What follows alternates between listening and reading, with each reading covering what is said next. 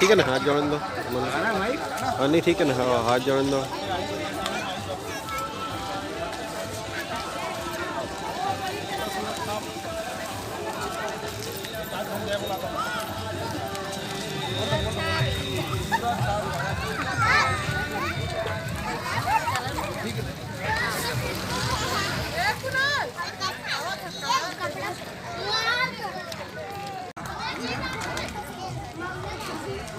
हमारे सामने दलेश्वर साहू जी हैं और जिला पंचायत क्षेत्र क्रमांक 2 से कांग्रेस के अधिकृत प्रत्याशी हैं। आइए उनसे जानते हैं कैसा जन समर्थन मिल रहा है। दलेश्वर भैया, क्या महसूस कर रहे हैं? जिला पंचायत चुनाव, इतना बड़ा चुनाव लड़ रहे हैं आप, आधे विधानसभा के बराबर का चुनाव रहता है। बताइए कैसा अनुभव कर रहे हैं और कैसे अपनी जीत को सुनिश्चित मान रहे हैं? जनता जनार्दन का, देवतुल्य जनता का मेरे को भरपूर सहयोग प्राप्त हो रहा है। सभी भाई बंधु, माता बहन, सब लोगों का मेरे को आशीर्वाद प्राप्त हो रहा है। निश्चित ही मैं कांग्रेस अधिकृत प्रत्याशी हूँ। सभी मेरे देवतुल्य जनता जनार्दन का, मेरे क्षेत्रवासियों का मुझे अपार समर्थन प्राप्त हो रहा है। इसलिए मैं निसंदेह कहना चाहूँगा कि मुझे बड़ी जीत की ओर ले जा रहे हैं। क्या क्या योजना लेके चल रहे हैं? क्या जिला पंचायत में रहते रहते फिर सदस्य आप निर्वाचित होंगे तो क्या क्या करेंगे जनता के लिए? बिजली, पानी और स्वास्थ्य, ये 3 मुख्य मुद्दा हैं, उन पे मेरा फोकस रहेगा। कांग्रेस का शासन रहा था, आप कांग्रेस के अधिकृत प्रत्याशी हैं। क्या कुछ किया है कांग्रेस ने इन 5 वर्षों में? उसको कैसे पहुंचा रहे जनता तक? विकास का तो हमारे क्षेत्र में मैं कहूँगा कि उसका पैमाना ही नहीं है। इतना विकास माननीय हमारे पूर्व मंत्री रविंद्र चौबे जी ने किए हैं कि गांव-गांव में एक विकास की गंगा बही है। रोड, सड़क, नाली, पानी, बिजली, ये सब की मूलभूत जो भी सुविधाएं हैं उसकी काफ़ी विकास से किए हैं।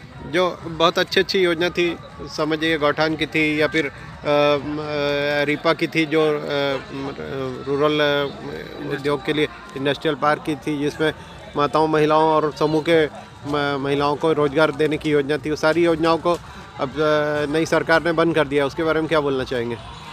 देखिए, ऐसा है, माताओं का बहुत अच्छा समूह का संचालन होता था इन योजनाओं से। उनको स्वरोजगार मिलता था। गौठान में रूरल इंडस्ट्रियल पार्क जो बनाया गया था हमारे माननीय भूपेश बघेल जी और माननीय रविंद्र चौबे जी के सरकार के द्वारा, तो निसंदेह महिलाओं में इसके प्रति जन आक्रोश है। महिला लोग अपने को ठगा हुआ महसूस कर रहे हैं और उनको लग रहा है कि उनका रोजी रोटी का जो साधन था वो उनसे छीन गया है। तो दलेश्वर जी, जो गए 5 सालों में जो आपकी कांग्रेस की सरकार रही, आप कांग्रेस के अधिकृत प्रत्याशी हैं, तो क्या बोलना चाहेंगे कि उसके कंपेयर में अभी जो नई सरकार है वो भी बहुत सारे विकास के कार्य कर रही है, तो क्या कंपेयर करते हैं, कैसा उसको देखते हैं? मैं आपको ये बताना चाहूँगा कि 15 साल माननीय रमन सिंह जी की सरकार थी, उसमें कुछ भी विकास कार्य नहीं दिखा है। उसके अपेक्षा अभी 5 साल भूपेश बघेल जी की सरकार थी, उसमें विकास का अंबार लग गया है। गांव-गांव में सड़क, नाली, पुल पुलिया, और कहा जाए किसानों का आर्थिक उन्नति भी हुआ है। धान की कीमत आज 3100 रुपया मिल रहा है, तो उसकी देन कौन है? मात्र एक भूपेश बघेल और कांग्रेस की सरकार है। जो किसानों का कर्जा माफ़ किया गया था उस समय, उसके बाद अभी अब नई सरकार ने ऐसा कुछ विषय उसमें किया नहीं। किसान अभी भी फिर से मतलब यानी कि कर्ज के बोझ में बोझ उनको लग रहा है दबे हुए। क्या बोलना चाहेंगे? जी बिल्कुल, किसानों को समय समय पर क्या है कि उनका उपज का सही दाम नहीं मिल पाता, इसलिए किसान लोग अब लोन लेते हैं, लेकिन वो लोन को अदा नहीं कर पाते। 3100 रुपये एक मुश्त देने की बात की थी छत्तीसगढ़ में भी भारतीय जनता पार्टी की सरकार ने, वो भी नहीं मिल रहा है, सीधा नहीं मिल रहा है। जबकि चुनाव के पहले बोला गया था कि 3100 रुपये सीधा दिया जाएगा करके, तो उसके लिए आप लोग क्या करने वाले हैं? देखिए, इनका भाजपा सरकार का आदत है कि वो झूठ बोलने का, वो लगातार झूठ पे झूठ बोल करके सत्ता में तो आ गए हैं, लेकिन कोई भी वादा ऐसा नहीं है जो पूरा कर पाए हैं। 15 महीना हो गया सरकार को बने हुए, किसी गांव में बता दें कि 1 रुपया का कोई विकास कार्य से संबंधित काम आया होगा। इनका खाली सत्ता में लोक लुभावन सपने दिखा करके आने का इनका काम रहता है, फिर उसके बाद ठगने का काम है। शिक्षा क्षेत्र में आत्मानंद स्कूल शुरू किए गए थे भूपेश जी की गवर्नमेंट में, कांग्रेस की सरकार में। अब नई सरकार ने भी पीएम श्री विद्यालय की योजना लेके आई है, तो कैसे अब नए रूप में आप लोग, अगर आप जिला पंचायत में आएंगे तो शिक्षा का प्रसार के लिए क्या करेंगे? बहुत अच्छा योजना था कांग्रेस सरकार के द्वारा, स्वामी आत्मानंद स्कूल का जो संचालन किया जा रहा था। गांव के गरीब तबके के बच्चे इंग्लिश मीडियम में जा कर के पढ़ते थे। अपना मतलब बड़े बड़े जैसे स्कूलों में, प्राइवेट स्कूलों में जिस टाइप का शिक्षा व्यवस्था होता था, उसी टाइप का हमारे आत्मानंद स्कूल में भी शिक्षा व्यवस्था मुहैया करा जाता था। लेकिन जब से बीजेपी की सरकार बनी है, तब से आत्मानंद स्कूल को बंद करने के कगार पे इन लोग हैं। जैसे तैसे करके पेल ढपेल के चला रहे हैं, लेकिन शिक्षा गुणवत्ता उसमें है ही नहीं है। चिकित्सा क्षेत्र में जो हॉस्पिटल और चिकित्सालय चल रहे हैं सरकार के, उसमें कांग्रेस की सरकार में सारे टेस्ट फ्री कर दिए गए थे, अभी मगर धीरे धीरे करके सभी में शुल्क लगाते जा रहे हैं भारतीय जनता पार्टी की सरकार। क्या बोलना चाहेंगे?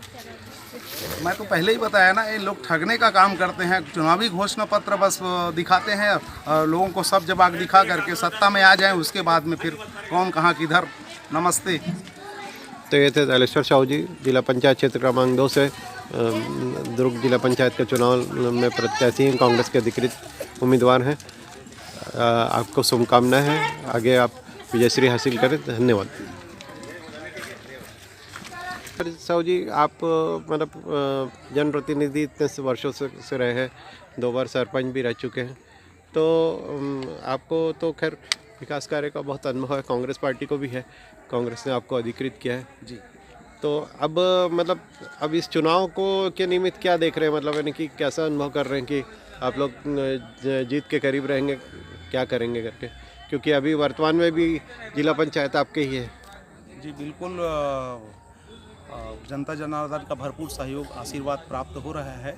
निसंदेह हम लोग आने वाले 23 तारीख को भारी बहुमत से विजयश्री हासिल करेंगे। तो ये थे दालेश्वर साहू जी को शुभकामनाएं। धन्यवाद।